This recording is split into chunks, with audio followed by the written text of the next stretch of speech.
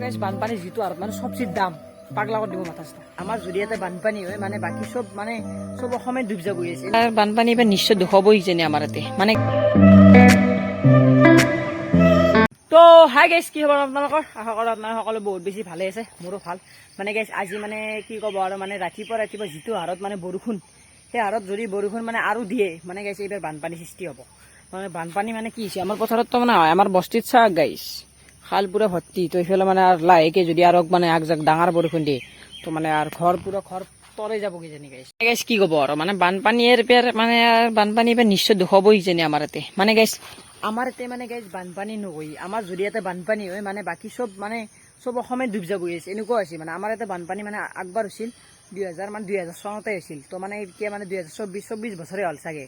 তো যি কি নহওক মানে সেই 24 বছৰৰ মূৰত যদি আৰু বানপানী হয় তো আৰু বানপানী হ'লে মানে আৰু বেলেগ দেশে সাগৰ হৈ যাব। আৰু আমাৰ যদি বানপানী হয় বেলেগৰ দেশ সাগৰ গাইছ। মানে বানপানী দিলে একো নাই, মানে এই জ্বালা পুলি গিলে সেই মৰে গাইছ, জ্বালা চালা মৰি যায়। আমাৰ মানে জ্বালা বহুত মূল্যকে গেছি নিচা আৰু বকছো। এই গাইছ মই যি মানে গাইছ জ্বালা পুলি ৰুইছিলোঁ সেই চাক বৰষুণে কি কৰি পেলাইছে। আৰু উপায় নাহিলে জ্বালা হয় নে নহয় তাৰ নাই পাত্তা। তো এইফালে মানে জ্বালা চালা মৰছি, তো এডালো মানে জ্বালা মাৰা গেছে আৰু মৰছি মানে। তো এইফালে চাক কানে গাইছ মানে জ্বালা মানে খেতি কৰাটো বৰষুণ মানে খেতিগিলা খাই পেলায়। আৰু গাইছ মানে বাৰিষা দিনত চবতছে মানে ডাঙৰ কাম হৈছে গৰু ছাগলটো পোহা।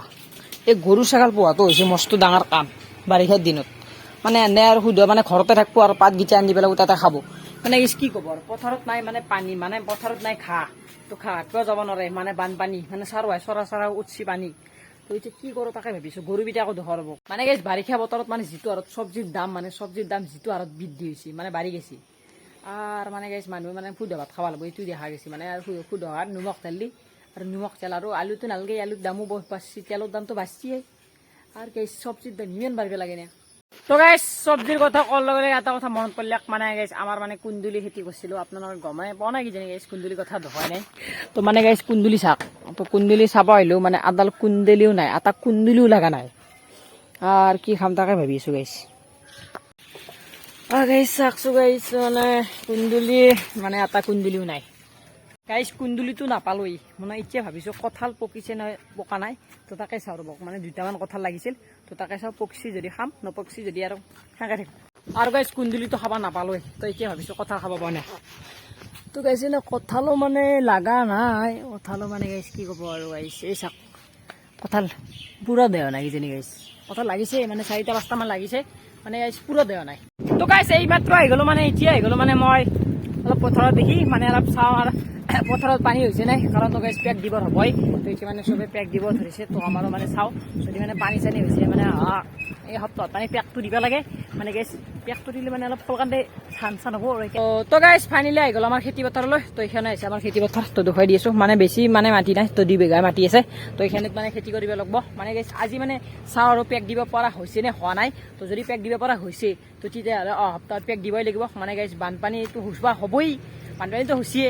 আৰু গাইছ মানে বৰষুণ মানে যিটো আৰু ৰ'দ দিব মানে পানী শুকাই দিয়াটো বেছি সময় নালাগে। পানী যেতিয়া শুকাই নিব তাৰপিছত মানে পানী ক'ৰবাৰ পৰা খালৰ পৰা সিঁচি আনিব লাগে। তো সেইকাৰণে মানে অলপ পানীটো সোনকালে পেকটো দিলে মানে ভাল, পানীটো ভাল হ'ব। মানে জেকো পাব, মানে কঠীয়াবিলাকো চৰা হ'ব, সোনকালে হ'ব। তো তাৰে কাৰণে মানে অলপ মাথা মাৰিছোঁ আৰু টকা আহিলেও চাব দিছে। মানে গাইছ পানী হিচাপ মতে চাই মানে এইফালে পানী অলপ চৰা আছে না, সেইকাৰণে পানী উঠা নাই। তো এইফালে মানে হৈছে আৰু দত দেখি মানে খান্দা গেছি, মানে দত দেখি খান্দা গেছি। মানে দত দেখি প্ৰত্যেক বছৰে মানে পানী নাথাকি, তো খেতি ইমান বেয়া ভাল নহয়। তো তাৰ কাৰণে দত দিয়ে খান্দি কিনে তো মাটিখিনি উঠিয়াই দিয়া গৈছে। তো এতিয়া মানে দত দেখি বেলেগ একো নাই, বেলেগ কিবা এটা ধান আছে। তো মানে চৰাত দেখি অলপ খেতি ভাল হয়, তাৰ কাৰণে চৰাত দেখি অলপ ভালকৈ খেতি কৰিব লাগিব। তো সেইকাৰণে মানে চাব আহিলোঁ। তো মানে পেক দিব পৰা হৈছে এয়া বঢ়িয়া। আৰু গাইছ পেক দিয়ে কথা মানে গাইছ সপ্তাহত পেক দিম, কাৰণ তো গাইছ পেক দিয়া কাৰণটো হৈছে মানে গাইছ পানীটো শুকাই যায়। তো যি কি নহওক আপোনালোকৰ টেনশ্যন নল'ব, মানে আমাৰ পেক দিয়া ভিডিঅ' আহি থাকিব, টেনশ্যন নাই। ধামাকা ভিডিঅ' আহিব। আপোনালোকে মোৰ চেনেলটো ছাবস্ক্ৰাইব কৰক, জল্দি 1K ছাবস্ক্ৰাইবাৰ লাগে আৰু 500 হ'বই গাইছ, কিমান 2-3টামান লাগে। তো জল্দি কৰক। আৰু গাইছ মানে এতিয়া মানে পেক দিম আৰু আপোনালোকে ধামাকা পেকৰ ডেইলি এটা চিৰিজ লৈ মানে এই পেক দিয়ে আমাৰ খেতি 2 বিঘা মাটি খেতি কৰাৰ আগত কমপ্লিট কৰি দিম। তো আজি ব্লগটো এখানে আছিল। যদি ভিডিঅ'টো ভাল লাগে লাইক, শ্বেয়াৰ এণ্ড ছাবস্ক্ৰাইব আৰু 1K ছাবস্ক্ৰাইবাৰ কমপ্লিট কৰক গাইছ প্লিজ।